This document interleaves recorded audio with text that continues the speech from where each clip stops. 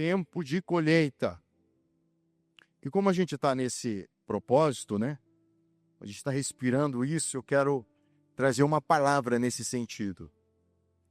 Mateus capítulo 9, versículos 35 em diante. Vamos falar mais uma vez sobre colheita. Mas aqui a gente vai falar um pouco sobre a importância do trabalho de ganhar almas para Deus. Mateus capítulo 9, a partir do versículo 35.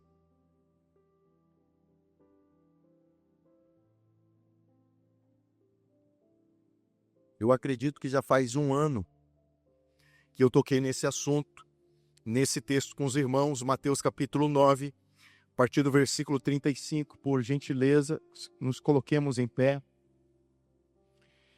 A palavra do Senhor nos diz assim: e percorria Jesus todas as aldeias, todas as cidades e aldeias, ensinando nas sinagogas deles e pregando o evangelho do reino e curando todas as enfermidades e moléstias entre o povo. E vendo a multidão, teve grande compaixão deles, porque andavam desgarrados e errantes como ovelhas que não têm pastor. Então disse aos seus discípulos: a seara é realmente grande, mas poucos são os ceifeiros. Rogai, pois, ao Senhor da seara, que mande ceifeiros para a sua seara. Amém? Fecha os teus olhos, vamos orar. Pai, diante desta palavra, nosso coração se abre, está sensível para ouvir a voz do teu Espírito Santo. Esse é o nosso alimento, essa é a nossa porção, e nós entendemos o propósito do teu Espírito Santo para com esta geração, com a igreja ADEM, e nós estamos nos posicionando, nos disponibilizando diante do Senhor para cooperarmos contigo neste grande projeto. Que o nosso coração realmente venha perceber, venha sentir como o teu coração. Que venhamos olhar para este mundo com as lentes das Escrituras ou com os teus olhos. E que possamos sentir da mesma forma que o Senhor, quando olha para a humanidade, quando olha para esta cidade. Queremos ser, Senhor, os ceifeiros da última hora. Queremos colher, queremos viver esta colheita divina. Em nome de Jesus, prepara-nos dia após dia em tua presença, pelo poder do teu Espírito. Amém. Tome seu assento. Meus irmãos, é certo, todos nós estamos convictos disso, que Deus tem uma missão neste mundo. Deus tem uma missão neste mundo. E os teólogos, os estudiosos da Bíblia chamam essa missão, definem esta missão em um termo latim chamado Missio Dei, ou a missão de Deus.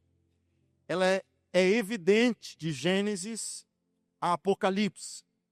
Em um livro muito interessante que eu recomendo aos irmãos, um livro com o título Ouça o Espírito, Ouça o Mundo, de John Stott. Ele afirma que a missão cristã tem sua base, tem suas raízes no próprio caráter ou na natureza do próprio Deus, pois a Bíblia o revela como o Deus missionário. Pai, o Filho e o Espírito Santo.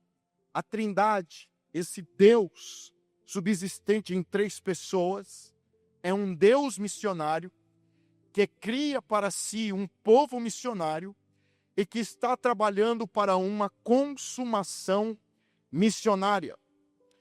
Deus sempre investiu em missões, levantando homens, designando homens, de Gênesis a Apocalipse. Eu costumo sempre mencionar aquele texto de Gênesis 3,15, conhecido como o proto-evangelho. é a primeira missão, ou melhor, a primeira expressão missiológica na Bíblia. Porque da semente da mulher nascerá um que esmagará a cabeça da serpente. Deus chamou Abraão do meio da sua família, o tirou do meio da sua parentela para um lugar que ele mostraria. E é interessante que durante toda a jornada, toda a peregrinação do patriarca, ele de altar em altar veio testemunhando a sua fé monoteísta em territórios pagãos, a sua fé em um único Deus, em territórios onde se adoravam muitos deuses. Quando nós olhamos para o Êxodo, por exemplo, o Êxodo, a saída de Israel do Egito, foi um projeto missionário de Deus. Através desse projeto, Deus revelou o seu poder, a sua glória, para todas as nações daquele tempo.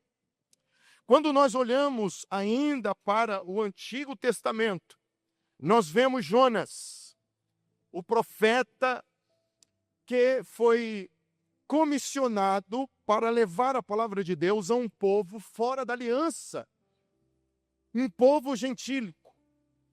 Jonas é um grande exemplo de missão transcultural ainda no Antigo Testamento, que nos mostra que Deus não é um Deus tribal.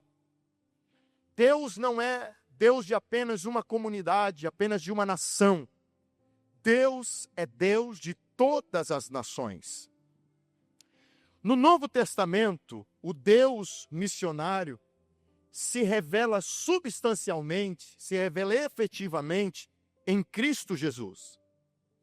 Em Jesus, ele nos deu o seu rosto para que contemplássemos. Em Jesus, ele revelou-se plenamente. E quero fazer aqui menção de uma frase muito interessante do célebre ganhador de almas, David Livingstone.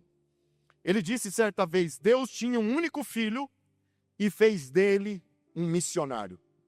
Deus tinha um único filho e fez dele um missionário. Quando o profeta Isaías, em seu livro, prediz sobre o Messias, ele diz que o Espírito do Senhor estaria sobre ele, sobre o Messias, para que ele pregasse liberdade ou libertação aos cativos. Jesus foi enviado pelo Pai para cumprir a grande missão redentiva, a grande missão de redenção em prol da humanidade. A missão do Pai era a missão do Filho, e nós temos aqui Jesus no Novo Testamento cumprindo cabalmente, plenamente a missão que o Pai lhe deu. Ele bradou no alto da cruz, dizendo: está consumado. Em outras palavras, missão cumprida. Após a sua morte e ressurreição, Jesus se manifesta aos seus discípulos. Em um domingo de manhã, João capítulo 20, versículo 21, ele declara sobre a vida deles a paz. Depois, diz algo para eles: assim como o Pai me enviou. Perceba aqui um padrão. Nós temos aqui um padrão de envio. Assim como o Pai me enviou, também eu vos envio a vós. Com esse padrão, com essa expressão assim como, nós entendemos que a igreja possui em Cristo o exemplo supremo de missões. Nunca houve alguém com vocação tão suprema, com um chamado tão inspirador, com um ministério tão eficaz, com uma liderança tão exemplar, com um legado tão duradouro como Jesus Cristo. Como líder, ele tinha uma clara consciência de quem era. Aliás, desde os 12 anos de idade, ele podia dizer: me convém tratar dos assuntos ou do propósito do meu Pai. Ele conhecia o caráter da sua missão, ele entendia o contexto do seu dever de formar discípulos, homens que dessem continuação ou continuidade ao ministério que ele iniciara. Portanto, neste sermão, eu quero abordar aqui como funcionava o ministério de Jesus. Como era a dinâmica do ministério, da obra de Jesus. Como ele realizava o seu chamado. Nós vamos analisar algumas características marcantes que nós devemos seguir, que nós devemos imitar no texto que acabamos de ler, Mateus, capítulo 9, versículo 35 ou versículo 38. Se eu fosse você, eu sublinhava esse texto na sua Bíblia. Esse é um dos textos prediletos que eu tenho nas Sagradas Escrituras. Então vamos lá. Meus irmãos, nós só podemos viver a colheita de Deus, nesse aspecto aqui, missiológico, no sentido de almas, de alcançar vidas para Deus, se tivermos em Cristo a nossa maior inspiração. Se tivermos em Jesus a nossa maior referência. Quando nós abrimos as Escrituras, nós notamos que Mateus, aqui o texto que nós lemos, descreve com precisão a vida missionária de Cristo. Como ele vivia o seu chamado e a obra do Pai na sua vida. Como ele desempenhava esta missão.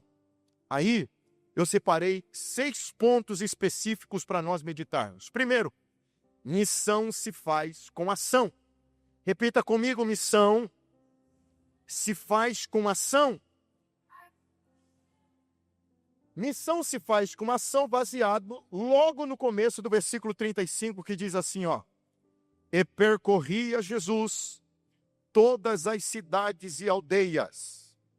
E percorria Jesus todas as cidades e aldeias. Irmãos, Jesus percorria quilômetros e quilômetros para falar do evangelho do reino de Deus.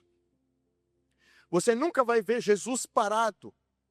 Você nunca vai encontrar Jesus trancado, preso em uma sala VIP, em uma sala de espera, aguardando as pessoas virem até ele.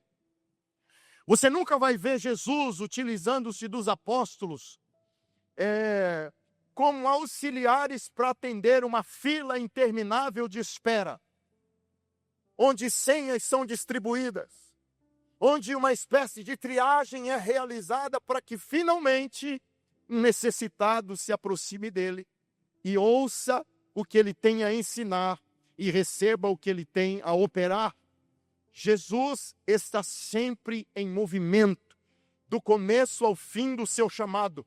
Jesus está em ação e ele nos ensina, sendo a referência suprema de missão, ele nos ensina que missão é se mover, que missão é atitude, que missão é ação, é mobilização, é sair e ir ao encontro do aflito, do necessitado. Aliás, a ordem que ele nos deu é clara. Marcos, capítulo 16, versículo 15, o texto nos diz, ide por todo o mundo, pregai o evangelho a toda criatura. Ide por todo o mundo e pregai o evangelho a toda criatura. Meus irmãos, a palavra ide no original grego aqui de Marcos, capítulo 16, versículo 15, é peromai. E esta palavra está no gerúndio, ou seja, esta palavra nos diz que à medida em que os discípulos de Jesus vão andando, eles devem pregar. O imperativo não é o ide, o imperativo é o pregai. Porque o andar se espera que aconteça. O ir se espera que aconteça. Se nós fizéssemos uma tradução, uma tradução direta para o nosso português, vamos dizer assim, uma tradução abrasileirada da grande comissão, seria, à medida em que vocês vão andando, preguem o evangelho. À medida em que vocês vão indo, preguem o evangelho. Então, nós entendemos que missão não é um programa específico de um departamento na igreja. Missão não diz respeito a uma secretaria, a um órgão dentro da igreja. Missão é um estilo de vida.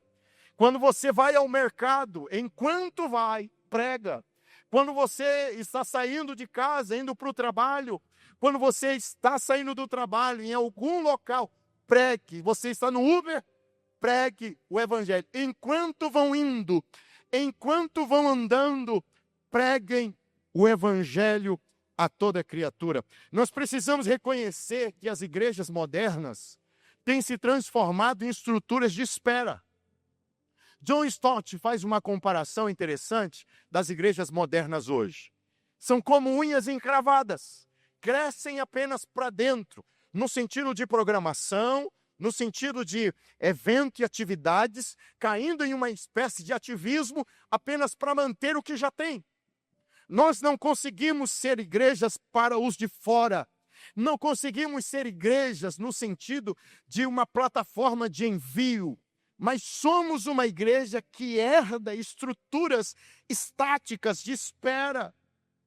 E nós entendemos, uma vez eu ouvi um pastor orando da seguinte forma: Senhor, assim como o Senhor conduziu as criaturas para a arca de Noé, tragam as criaturas, os homens perdidos para este lugar. Uma oração criativa, interessante, mas sem nenhum respaldo bíblico. Porque a ideia não é ficar e esperar que venham até nós. A ideia é levantarmos-nos e irmos até os que estão aflitos. A ideia não é espera. A ideia é envio, ação, mobilização. Meus irmãos, pode-se dizer que nós corremos o risco de perpetuar essa estrutura de vinda, ao invés de substituí-las por uma estrutura de ida. Pode-se dizer que esta inércia, ela tem substituído o dinamismo do evangelho e a nossa participação na obra do reino de Deus. Nós estamos pensando que fazer missão é postar coisas na internet. Internet não é fazer missões, nós apenas divulgamos programações, experiências vividas no templo, mas não podemos pensar que isso é fazer missões. Curtir uma postagem nas redes sociais, comentar sobre como foi maravilhoso aquele culto, como foi lindo o mover do Espírito Santo naquela reunião, não é de forma alguma ganhar almas ou fazer missões. Fazer missões é sair de onde estamos, ir até aqueles que estão aflitos e perdidos e falar do amor de Deus para eles. Jesus nos ensina isso. E nós não encontramos muitos imperativos por Jesus. Jesus não deixou muitos imperativos quando esteve na terra. Poucos são os imperativos de Jesus. Mas quando se trata de ganhar almas, de fazer discípulos, discipular pessoas, nós temos uma ordem, nós temos um imperativo. Não se trata de apenas uma orientação estratégica, um pedido de Deus, se trata de um comando do Senhor. Pregai, enquanto vocês vão, enquanto vocês vivem a vida de vocês, preguem o evangelho do reino às pessoas. É necessário se movimentar. É necessário ter atitude, vencer qualquer tipo de temor, vencer qualquer tipo de receio.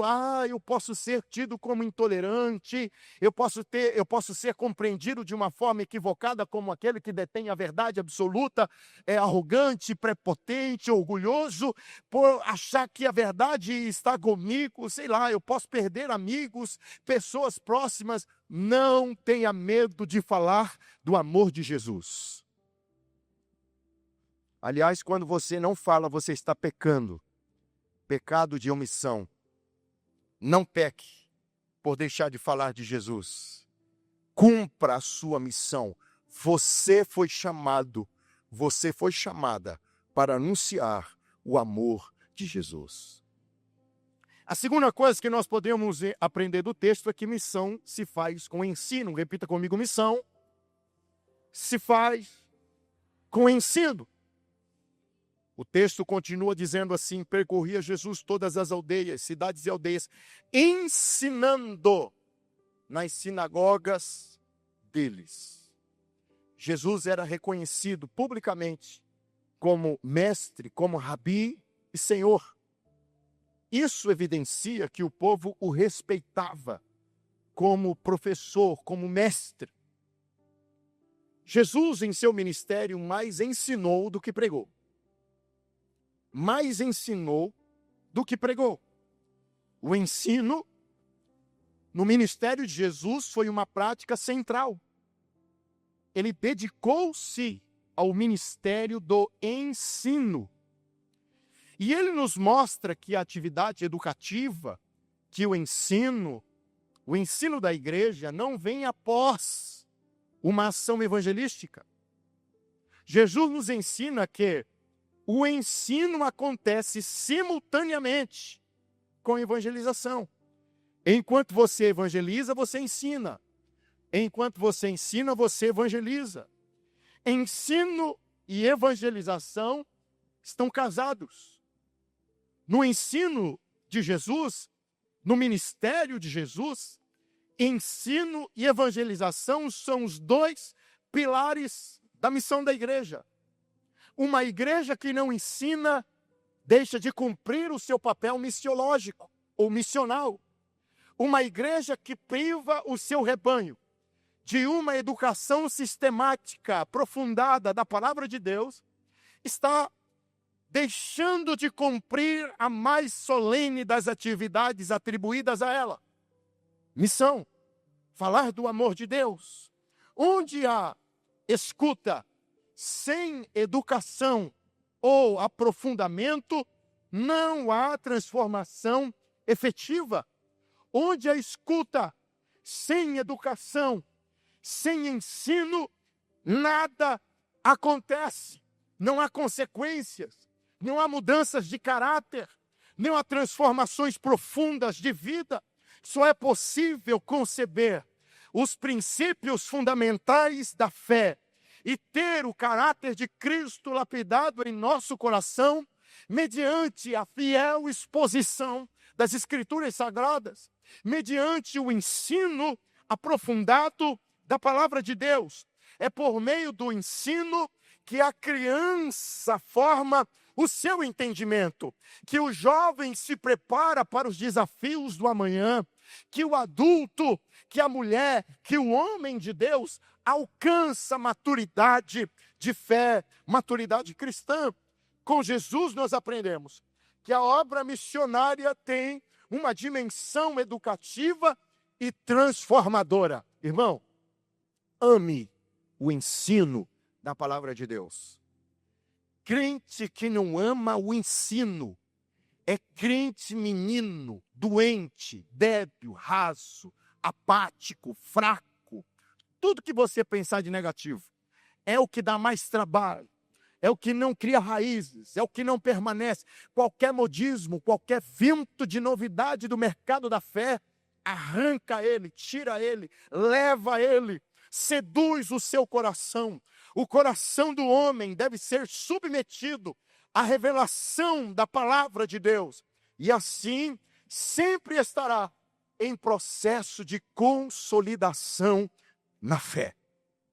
Você precisa amar o ensino da palavra de Deus. Evangelizar, a evangelização e o ensino irmanam na proclamação, na difusão do evangelho. Terceira coisa que nós aprendemos com Jesus nesse texto é que missão se faz pregando. Diga comigo, missão se faz pregando. Seguindo o texto, versículo 35 ainda, e percorria Jesus todas as cidades e aldeias, ensinando nas sinagogas deles e pregando o evangelho do reino.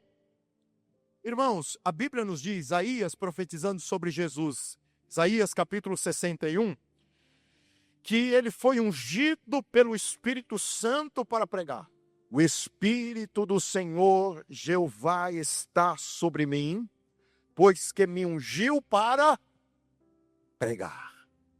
Jesus, quando inicia o seu ministério, ele pega o rolo do profeta Isaías e lê exatamente esse texto. E diz que o Espírito do Senhor está sobre mim, pois me ungiu para pregar. A pregação no ministério de Jesus foi uma marca indelével. Ainda que o ensino tenha sido algo central no seu ministério, a pregação foi uma marca indelével no ministério de Jesus.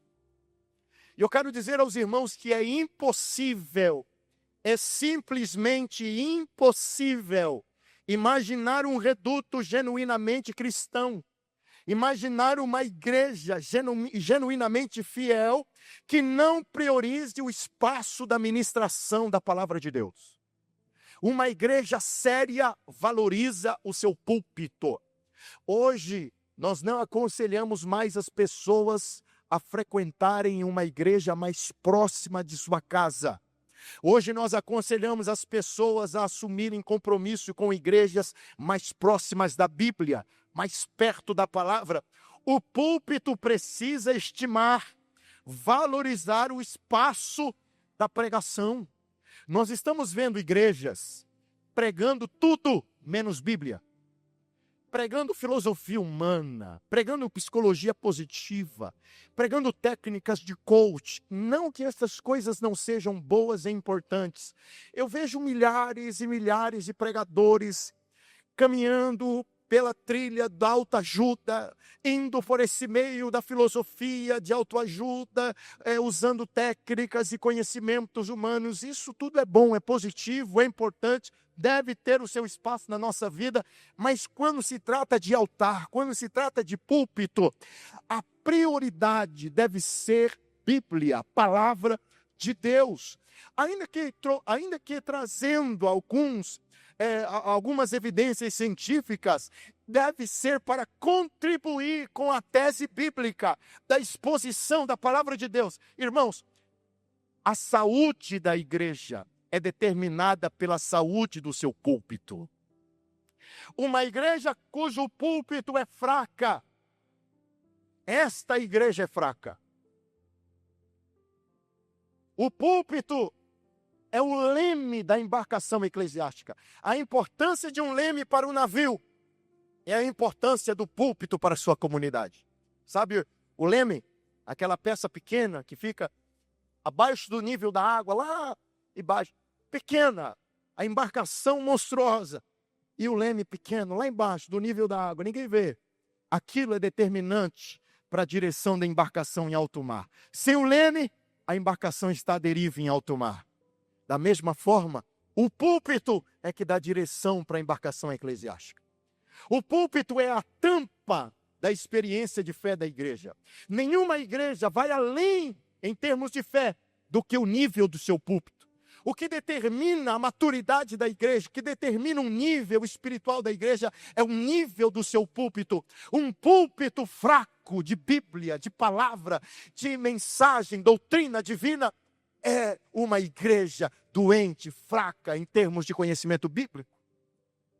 Eu vejo, irmãos, alguns ministérios se perdendo com relação às ciências humanas. Ciências humanas, algo lindo, maravilhoso, a psicanálise, a psicologia, coisas maravilhosas, que nos auxiliam e muito, mas estão substituindo o evangelho em nossos altares. Hoje nós ouvimos tudo menos palavra de Deus. A pregação da palavra de Deus é um dos fundamentos do cristianismo. É um dos principais fundamentos do cristianismo, de forma que pregar é uma grande honra e um grande privilégio.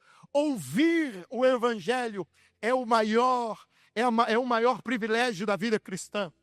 A mensagem das boas novas, a mensagem de esperança e salvação, a mensagem do amor de Deus para com o mundo tem sido comunicada aos homens por meio da pregação, do serviço da pregação, através de sermões.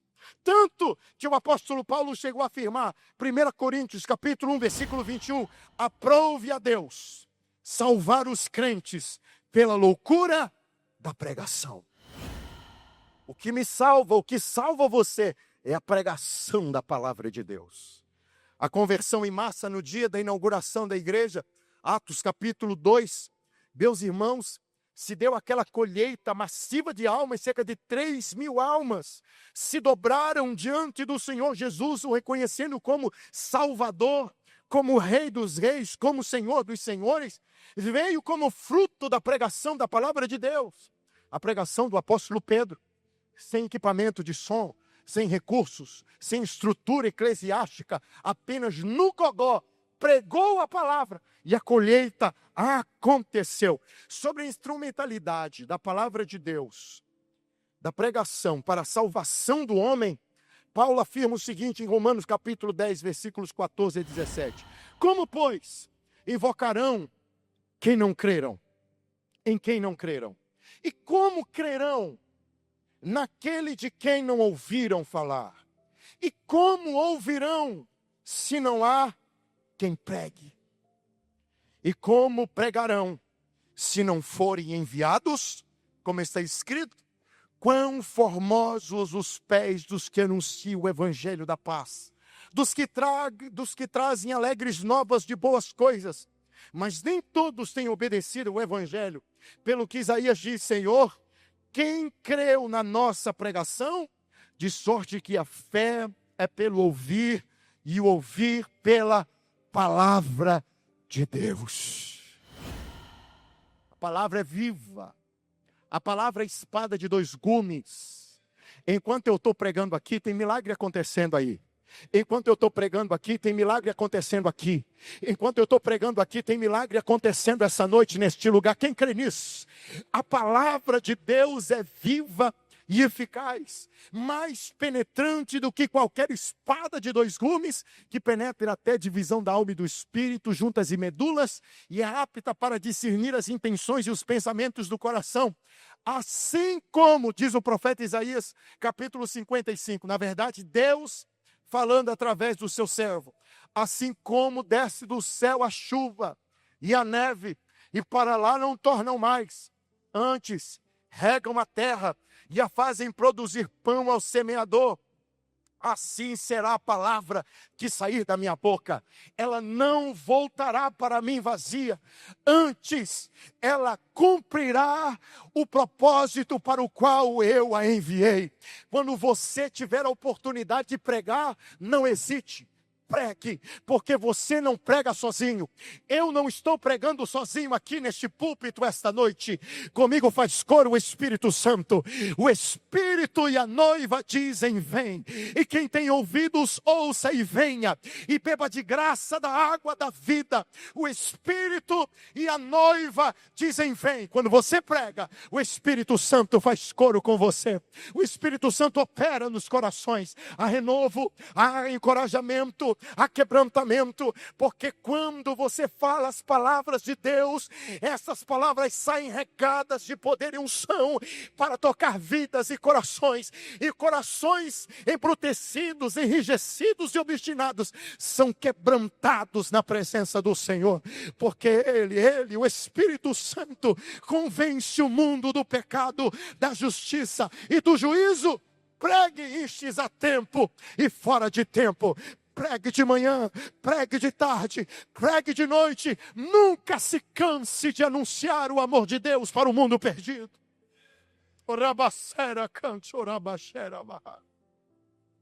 Seja um apaixonado pregador. Pregue com amor e paixão pelas vidas. Ame as pessoas e Deus usará você poderosamente. Quarto ponto, missão se faz com poder. Repita comigo, missão se faz com poder. Versículo 35 ainda. O texto diz, e curando todas as enfermidades e moléstias entre o povo. E curando todas as enfermidades e moléstias entre o povo. Eu aprendi cedo que o evangelho não é apenas para os ouvidos. O evangelho também é para os olhos. As pessoas precisam ver o evangelho. O Evangelho tem suas evidências tangíveis, palpáveis. E sobre Jesus estava o poder para curar. Estava o sobrenatural para libertar as pessoas. O poder para curar os cegos, os leprosos, os coxos, os surdos, os mudos, estava sobre Jesus. Porque, meus irmãos, vamos lá, nós precisamos resgatar alguns valores perdidos. Um deles é o poder de Deus. O que mais a igreja moderna precisa é do poder de Deus. Sem poder, não há missão eficaz. Sem poder, não há pregação eficaz. Sem poder, sem unção, não há realmente vidas convertidas da presença do Senhor. Porque o que toca as pessoas é a unção de Deus. A palavra inteligente atinge o intelecto, mas a palavra ungida, ela toca o coração do homem. O que nos falta hoje? Poder. Nós temos técnica, nós temos oratória, nós temos teologia, nós temos conhecimento, mas não temos poder. Nós temos performance, nós temos oratória, nós temos tudo, menos o principal, poder de Deus. Eu preciso disso. Você precisa disso. A igreja ADEM precisa disso.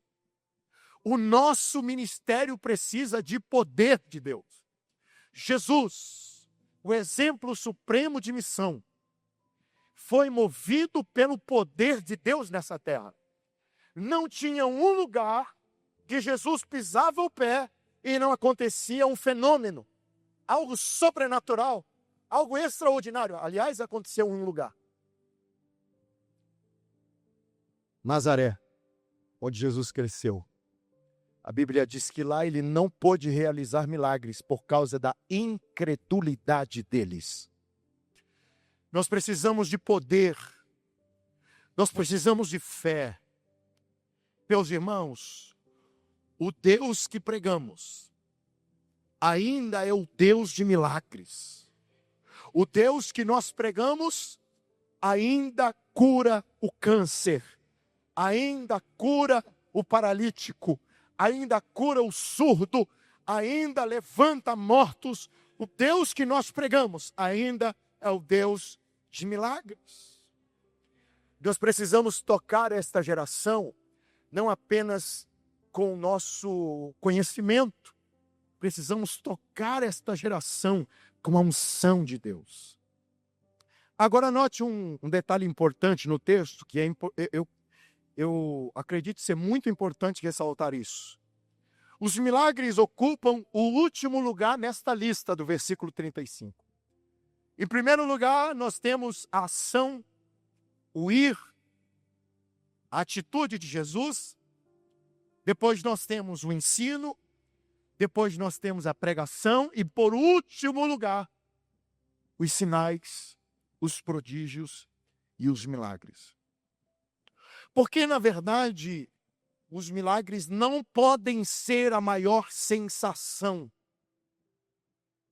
A maior sensação não deve ser o aidético sendo curado, a pessoa com câncer sendo curado, o câncer sendo expelido, o paralítico levantando, o morto ressuscitando.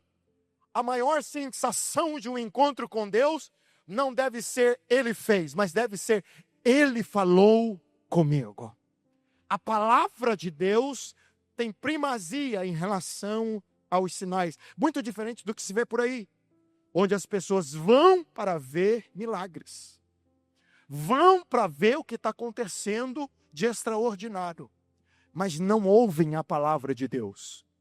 São apenas interesseiros e estão apenas em busca de uma solução rápida para a sua dor e o seu problema, e depois viram as costas para o Evangelho. Mas quando você ouve, interioriza a palavra, então você realmente Independente se o milagre aconteceu ou não aconteceu, você está fixado nele, preso nele, alicerçado nele. Realmente, é um praticante da palavra de Deus. Quinto ponto, missão se faz com visão e sentimento. Diga comigo, missão se faz com visão e sentimento. Olha o versículo 36 e 37. E vendo a multidão, teve grande compaixão deles, porque andavam desgarrados e errantes como ovelhas que não têm pastor. Então disse aos seus discípulos: a seara é realmente grande, mas poucos são os ceifeiros. Meus irmãos, Jesus, quando ele olha para aquela multidão, ele contempla com o coração.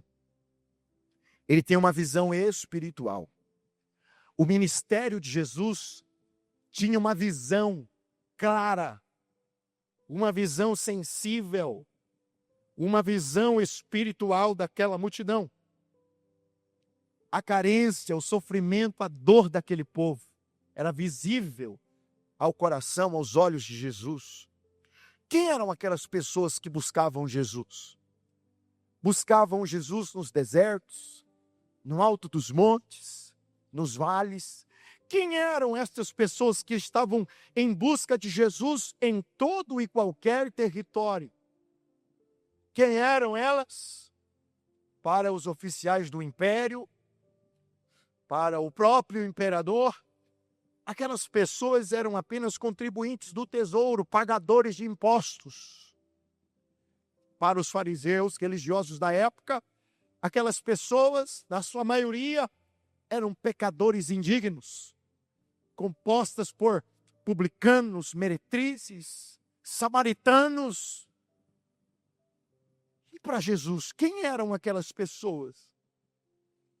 Quem eram aquelas pessoas para o Cristo? Eram como ovelhas desgarradas que não têm pastor.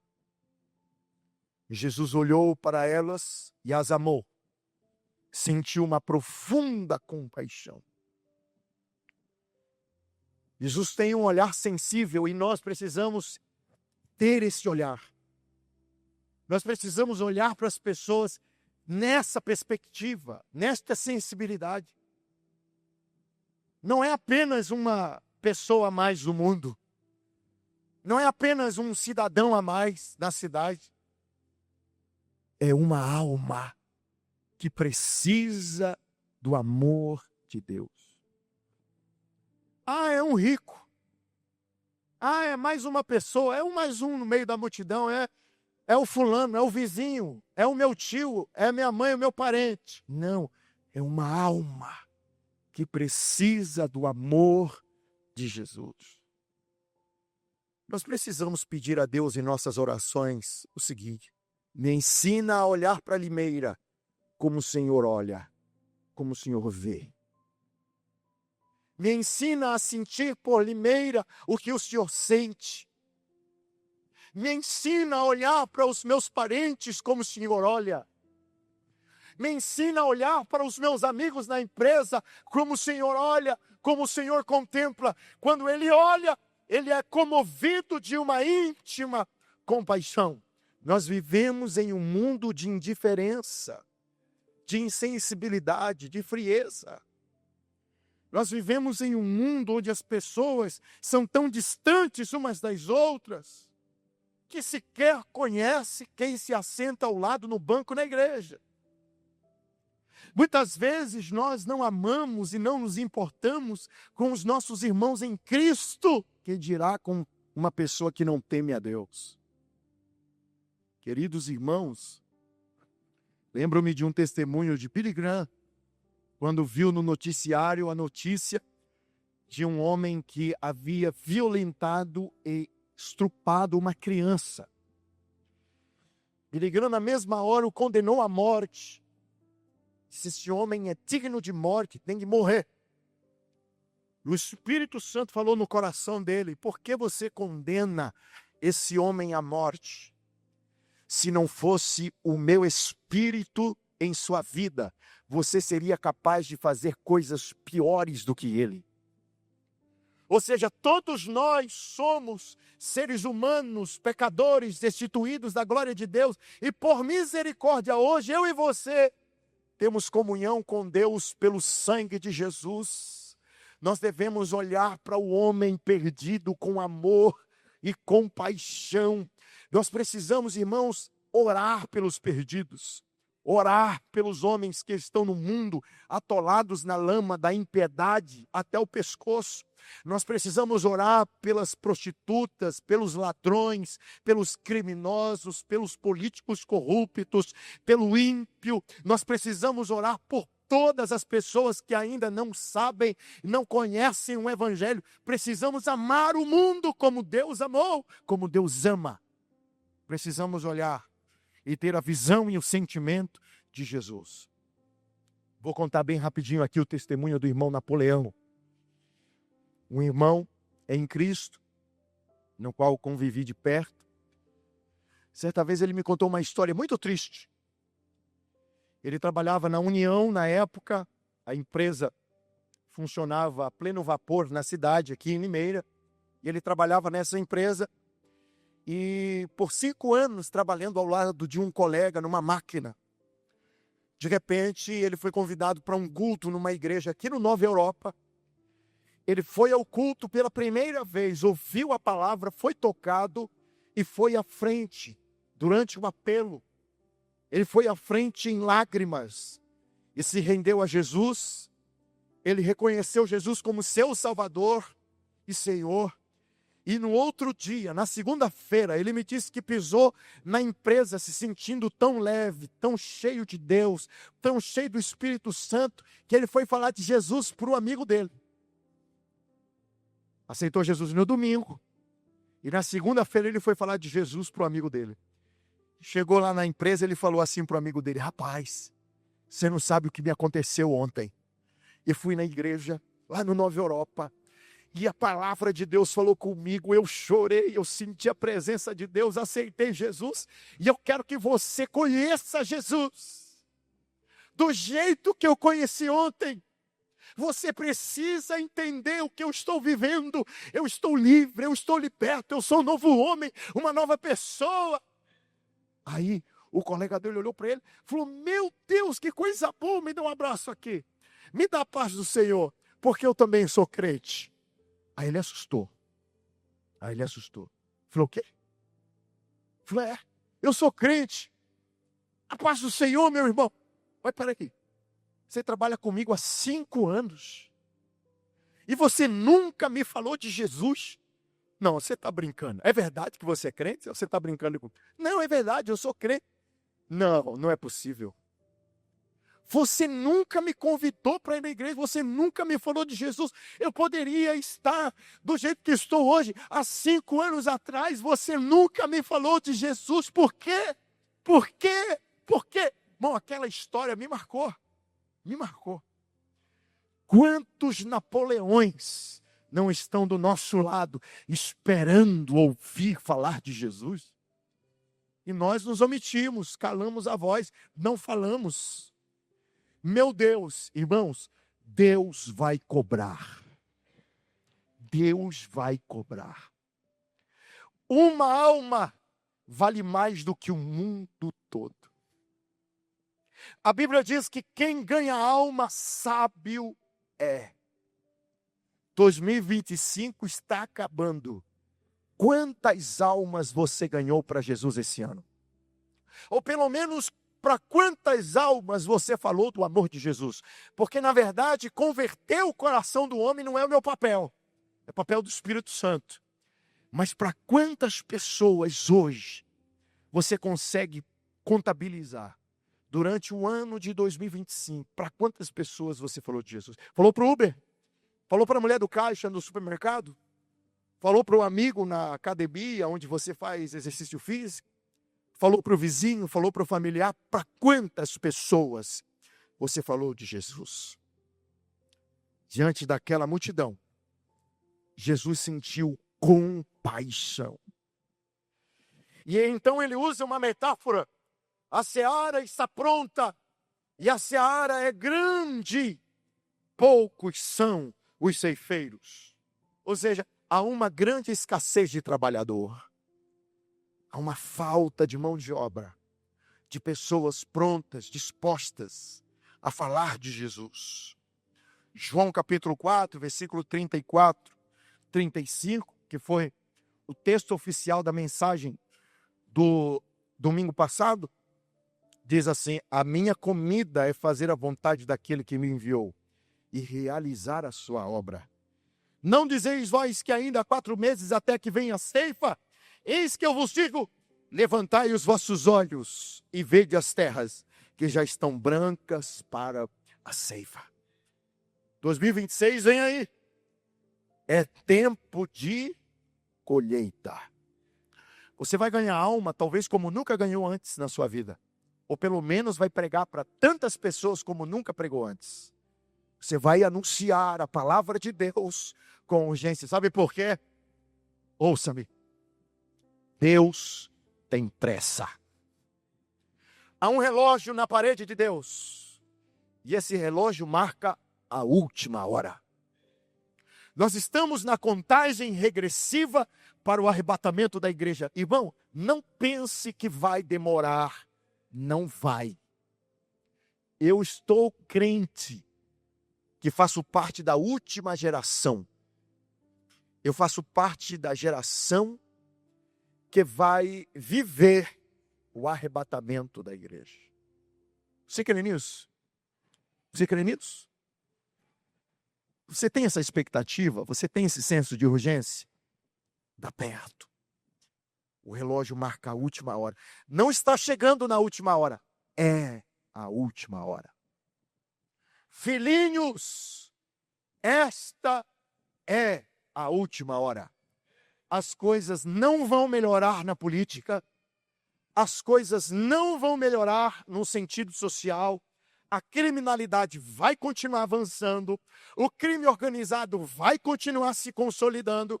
O mundo jaz no maligno. A última geração, eu creio, é a nossa. Pregue. Anuncie. Não dá mais tempo.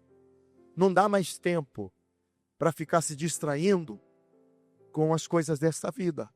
Ganhar dinheiro, ficar rico.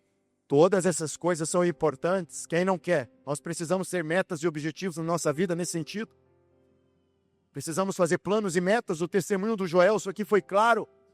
Mas, irmão, não dá para perder tempo fazendo de conta que Jesus vai voltar daqui a 100 anos. Precisamos ser crentes de verdade agora. Não dá para ser mais ou menos. É preciso falar de Jesus com autenticidade.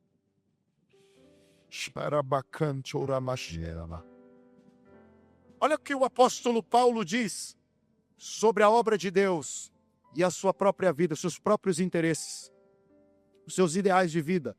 Atos capítulo 20, versículo 24. Mas de nada faço questão, nem tenho a minha vida por preciosa, contanto que cumpra com alegria a minha carreira e o ministério que recebi do Senhor Jesus para dar testemunho do evangelho da graça de Deus. Sabe o que Paulo está dizendo aqui? Mais importante do que os meus ideais, meus objetivos, é ganhar almas para Jesus.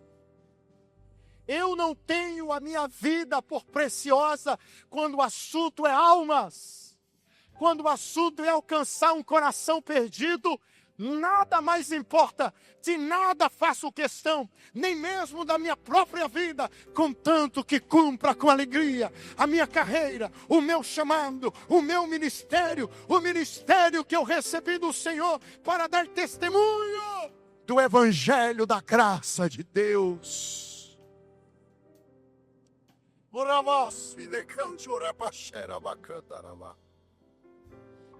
Quando Deus chama Abraão, Ele diz para Abraão ver missões, que eu acredito que esse chamado é missional. Quando Deus chama Abraão, em outras palavras, Ele diz para Abraão ver missões acima de seus vínculos familiares, de seus vínculos afetivos, dizendo: sai da tua terra, da tua parentela, e vem para uma terra que eu te mostrarei. Sai da casa do teu pai. Mais importante do que os vínculos familiares está o propósito de ganhar almas para Deus. Almas, vidas, almas. Nós estamos diante do desafio de cada oportunidade. Cada oportunidade é a oportunidade de povoar o céu, esvaziar o inferno. Povoar o céu, esvaziar o inferno. Bom, não importa se essa pessoa vai congregar aqui, se ela vai congregar na comunidade presbiteriana, se ela vai congregar na Filadélfia, se ela vai congregar na Assembleia de Deus, Ministério do Belém ou Madureira, não importa.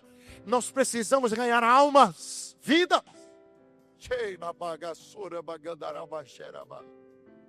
Não existe avivamento que não desemboque em paixão por almas. Se nós queremos um avivamento, nós estamos no caminho de paixão por vidas. Almas. Nós precisamos de vidas em nossas mãos. Último ponto, e aqui eu encerro. Missão se faz com oração e súplicas. Diga, missão se faz com orações e súplicas. Versículo 38 diz assim, rogai, pois, ao Senhor da seara, que mande ceifeiros para a sua seara. Rogai, pois, ao Senhor da seara, para que mande ceifeiros para a sua seara. Mais importante do que dinheiro, recursos financeiros, mais importante do que estratégias, mais importante do que criatividade, é oração na obra de Deus. Rogai ao Senhor da seara para que mande ceifeiros à sua seara. Sem oração não há êxito, não há sucesso na obra missionária. Cristo nos dá uma ordem: rogai. Rogai. Sabe o que é rogar? É mais do que pedir, é estar com Deus. Rogar é lutar, é brigar com Deus. Rogai ao Senhor da seara. Como todas as atividades da igreja, a obra missional depende da oração, é movida por oração, é sustentada por oração. A oração é uma arma, uma ferramenta poderosa para nos fazer transpor barreiras e alcançarmos as nossas metas e objetivos como igreja. Nós somos uma igreja que ora. Toda terça-feira estamos aqui na sala de oração, clamando. E alguns irmãos têm sido fiéis. É o Pedro, Tiago e o João, no lugar da intimidade, clamando com Deus, orando, falando. Nós te apresentamos a tua obra, nós te apresentamos a tua igreja, nós te apresentamos nossas vidas. Senhor, aviva a tua obra no meio dos anos, desperta o teu povo, levanta um exército, sopra o teu vento, vem dos quatro cantos, levanta uma igreja viva. Uma igreja vibrante, uma igreja operosa, uma igreja apaixonada. Faz acontecer de novo o que o Senhor fez no passado. Faz acontecer de novo o que o Senhor fez na geração de nossos pais. Batiza com o Espírito Santo, derrama a tua unção, manifesta a tua glória, salva homens e mulheres em massa nesta cidade. Derrama sobre nós a preciosa unção. Tem gente orando pela madrugada, tem gente orando na igreja, tem gente orando em casa, tem gente orando no volante. A ordem de Jesus é rogai ao Senhor da seara. Não há problema, não há desafio, não há frieza espiritual que resista uma oração persistente, uma oração que pleiteia com Deus, que peleja com Deus. Deus responde a oração perseverante, o rogo dos sinceros de coração. E o trabalho missional pode ser sustentado pela provisão de Deus. O apóstolo Paulo, sobre esse assunto da oração e a obra de Deus, nos diz em Efésios capítulo 6, versículos 18 e 19: com toda oração e súplica, orando em todo tempo no Espírito, E para isto, vigiando com toda perseverança e súplica por todos os santos, e também por mim, para que, ao abrir da minha boca, me seja dada a palavra para fazer conhecido o mistério do Evangelho. A oração nos prepara para falar as palavras certas, na hora certa, para a pessoa certa. Rogai ao Senhor da seara. Meus irmãos, eu quero encerrar aqui fazendo menção da letra do hino 16 da harpa cristã. Um hino maravilhoso que marcou gerações. Diz o hino: posso, tendo as mãos vazias, com Jesus eu me encontrar? Nada fiz, e vão-se os dias, que lhe posso apresentar? Posso, tendo as mãos vazias, com Jesus eu me encontrar? Quantas almas poderia ao Senhor apresentar? Eu vou me apresentar diante do Senhor, não de mãos vazias, mas com as mãos cheias. Cheias.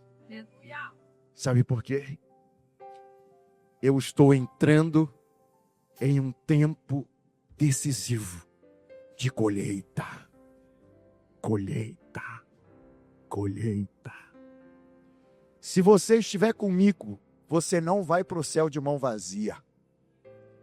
Se você entrar nesse propósito comigo, você não vai chegar lá de mãos abanando.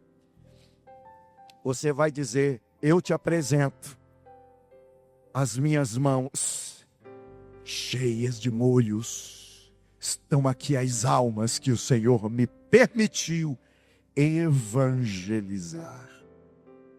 Você vai evangelizar pelo WhatsApp.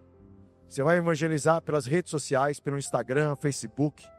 Você vai fazer live de oração. Ah, pastor, eu fazendo live de oração. Sim, você vai fazer live de oração de 15 minutos, 30 minutos. Lá no seu perfil você vai conseguir. Você vai ter coragem para isso. O Espírito Santo vai te encher. Porque nós estamos vivendo um tempo de avivamento. E este tempo vai nos levar a um tempo de colheita. Grandes serão as almas, a colheita que o Senhor nos permitirá. Que o Senhor nos permitirá alcançar para a glória e honra do seu nome. Eu convido você para se colocar em pé comigo. As horas voam. Fique de pé comigo, fique de pé comigo.